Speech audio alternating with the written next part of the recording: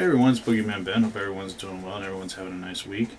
Haven't done a video in a while, and what prompted me to do one today is I bought an old movie this past weekend, and it was a movie I'd been looking for a long time. It was a sequel to a really well-known film from the 70s, and I started thinking, there's a lot of films like this where the original is so well looked at and, everybody loves the original, but then when the sequel comes out, or they do a series of sequels, they're not looked at as favorably. I think that was something that was really touched upon in Rob G's Psycho Legacy documentary, whereas, the original Psycho is looked at as a masterpiece, but the sequels aren't treated with the same respect.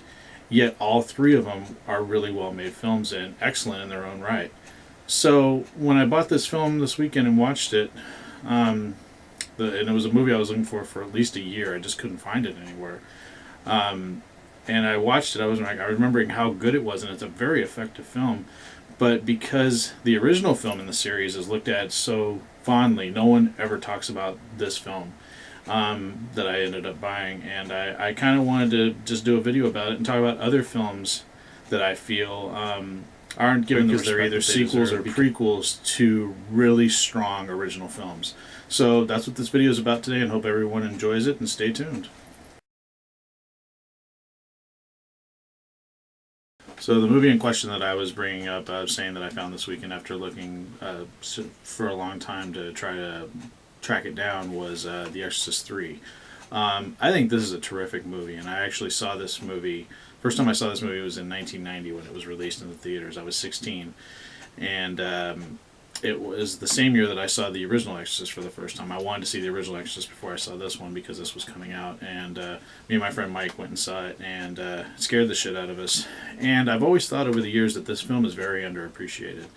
It is, in my opinion, and I think many people's opinions that actually do like the film, a direct sequel to the original Exorcist film. It was written by the same William Peter Blatty who wrote the original Exorcist novel. He wrote and directed this movie, and it's a sequel to The Exorcist. The novel was called Legion, and it was what he originally wanted to call the movie, but they ended up wanting to go with more like being the third Exorcist film. But I consider this more a sequel to the original Exorcist. I do not like Exorcist 2: The Heretic at all. I thought that was a horrible film. And The Exorcist: The Beginning, and even the other version of Exorcist 4, where there was two versions of that film, Dominion. Both of those films are okay, but the only two really the Exorcist films that I really like are the original and this one. I think this movie's great. I think George C. Scott does a great job of playing Kinderman, replacing Lee J. Cobb, who had passed away. But it's a character that carries over from the first film, and I like the whole idea of the Gemini killer. And I think there's some really scary moments in this film, and I don't know why more people don't appreciate it. So I was really happy to pick this film up and watch it, and I still think it retains so much of the horror. It actually has a look and feel just like the first film, even though it was two different directors. But I still think this movie is just a tremendous film, and I don't know why more people don't appreciate it. Now, of course, Psycho 2 is still, I think, one of the most underappreciated sequels ever. I love this film 100%. It's one of my favorite movies of all time. I think it's just as good as Alfred Hitchcock's Psycho. I've said it on more than one occasion, but I thought I'd bring it up again. The reason why I'm showing the videotape is because the version I have on DVD has Psycho 3 and 4. So I just wanted to make sure I wasn't talking about all four of them. Even though I love 3 and 4, Psycho 2 is just an amazing film. I think it's one of the best sequels ever made. Love Anthony Perkins in it. I think Richard Franklin directed it tremendously. Tom Holland wrote an amazing script. Just a very underappreciated film. I think more people now are becoming more familiar with it, and it's getting a bigger fan base. But people don't talk about Psycho 2 that much. And when I tell people Psycho 2 is one of my favorite movies, they're like, "Really?" I'm like, "Yeah, it's a great film. Very well written. You actually, it's hard to put into words, but I just think it's got so much emotion to it, even though it does have, it's bloody at times. It's a great mystery. I think Tony Perkins should have been nominated for an Oscar for his performance in this, because you're taking a very unlikable character after you find out what he is at the end of the original Psycho, and you're empathizing with him in this film. And I think it takes a really powerful screenwriter and a really excellent actor to pull that off, and a great director. And you had all three in this, and you have a tremendous cast. And just, I think it's like I said, one of the best films ever made. Love Psycho 2. Now, I've talked about Halloween 2 many times. I think this is a very underrated sequel. I think more people have grown to love it over the years.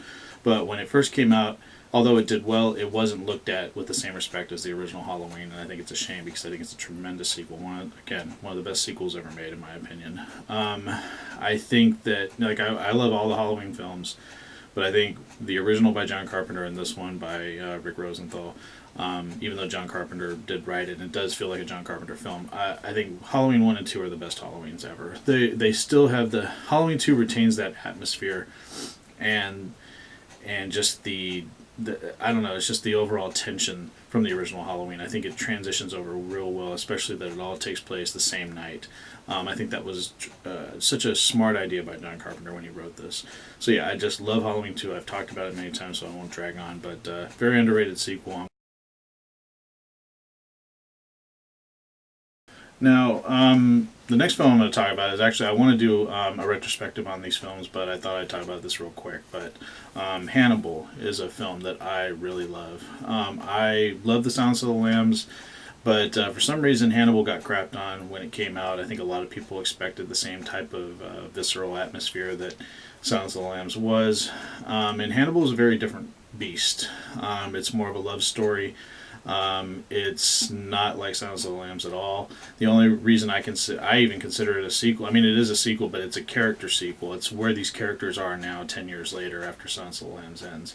But like I said, I don't want to go into too much about it, because I am going to do a retrospective, probably in lieu of the new Hannibal TV series coming out. I thought it was important to do that, so expect that to be probably my next video I do. But I love Hannibal, and I think it's a very underrated sequel. I love it just as much as Silence of the Lambs.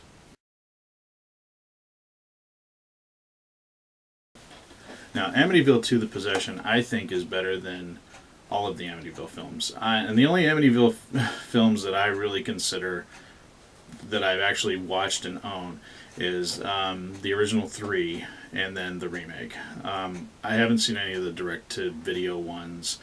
I just didn't care for watching them. They didn't look interesting to me. But I think Amityville 2: The Possession is a truly horrifying film. It's just a very scary film. Excellent performances in it.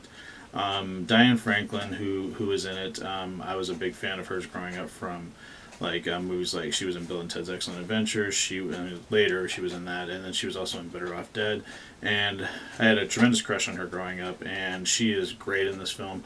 But you also have Burt Young from the Rocky series in this. It's a very very surreal film. It's very scary. It has tremendous tension. I just think it's a really excellent sequel, and I think it's better than the original Amityville film. And I think it's better than all the other ones that I've seen. So, just a tremendous film, and no one talks about this film very much, and I think they should, because it's an excellent film in my opinion. I still think it holds up very well today. Now, I said in the video when I initially saw it in the theaters, but I think Scream 4 is a very underrated film. I really liked this film when I first saw it. I'm saddened that it didn't do better in theaters and that people don't seem to like it very much. I don't know why they don't like it. I think it's just that people thought that by the time they came to a fourth film that they were sort of, overstaying the welcome of this character of Ghostface and the whole Scream cast, and I understand people's opinions about it, but I think people need to give this movie a little bit more credit. I think to come from it was almost an 11-year hiatus from Scream 3 to Scream 4.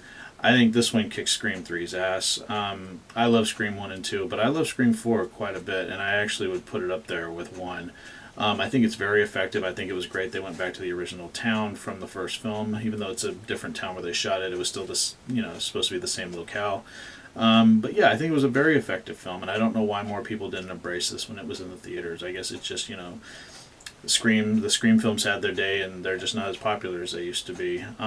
But unfortunately, I think there probably won't be a Scream 5 or 6 because they were trying to do a new trilogy, but because it didn't do that well in the theaters in the States. But still, I still think it's an underrated film. So if you haven't seen Scream 4, I think people should give it a chance. I think it's a really good film. And the last one I want to talk about is the one I've done a review on as well too, and that's the Thing prequel. Now, this is a prequel to John Carpenter's remake of The Thing from Another World. This is not a remake of John Carpenter's The Thing, which a lot of people think because it's the same locale, but if they paid attention, they would realize that this film takes place before the events of John Carpenter's The Thing. And I love this film. A lot of people bitch about it because of, Rob Bottin's makeup effects in the original Thing are just so well known and so iconic. I thought everybody in this film was great. I thought the effects didn't bother me. They combined the CG with the practical effects. I don't really know why people have such a problem with this film, and it ties into John Carpenter's film beautifully. Again, it's one of those enigmas for me. I don't know why people don't appreciate this film more. Instead of them just remaking the John Carpenter film, they actually went back and took the time to make a prequel that I think stands right next to, and for me, I like to watch both of them back to back because I think they're seamless. I think it's just a great, great film.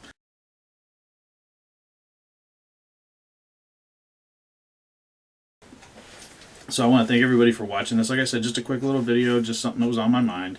Just felt like putting it out there. And feel free to share your comments below. I really appreciate everybody's feedback. And thanks so much for keeping this channel going. I appreciate everybody subscribing to my page. And I try to answer everybody's questions and comments as fast as I can. But like I said, thanks so much again. And be on the lookout for my retrospective of the Silence of the Lambs, or the Hannibal Lecter films, in lieu of the new Hannibal TV series that I'm looking forward to. So thanks a lot for watching, and I'll see you guys next time.